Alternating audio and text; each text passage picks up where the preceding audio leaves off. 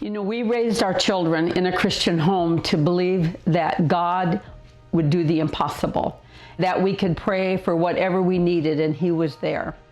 We had just bought some property out in the country. It didn't even have fencing yet. And one day we needed to go to the ranch farm store because Ron needed to pick up some things for fencing. He comes back out in the car and he goes, "Hey, they have a raffle for a horse. The Boy Scouts are raising money and I bought a couple raffle tickets." And I go, "Oh, okay, that's fine." We get home and every night we always had prayer with our children before they went to bed. And the kids said, "We want that horse." And I said, "There's thousands of people that are going to put raffle tickets in for that horse." But they started praying. Oh, I didn't know what I was going to do. They said, "Lord, thank you, we get the horse right off." And I'm going, I can't tell them not to pray. I've been telling them to pray if they want something.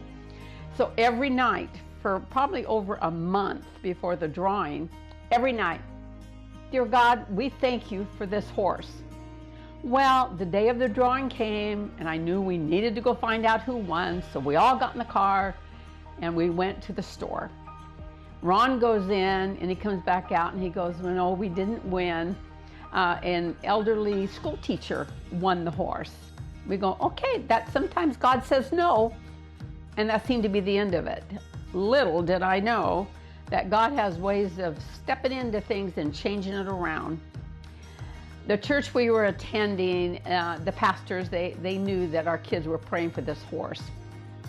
One day, Pastor Gordon got a phone call from an elderly lady who had just won a horse. She lived in the city, so she didn't want the horse. And she asked him, "Do you happen to know of a family that maybe wants this horse?" Well, when I got that call, I'm going, oh my goodness, we got to get a fence up. And it was a pure Arabian colt. And we went and picked up the colt. His breeding name was Ibn Saluki, but our kids called him Miracle Boy. And so began 18 years of a horse that we raised that the kids did not ride very much. But what it did for us and what it did for our children, knowing that God cares and He wants to give us things. He's like a dad. It's not a bunch of do's and don'ts. It's how can I bless you? And our kids' foundation and faith really grew from that day. And today I can tell you my 3 children are very strong in their depth of their love for the Lord and in what they can believe for.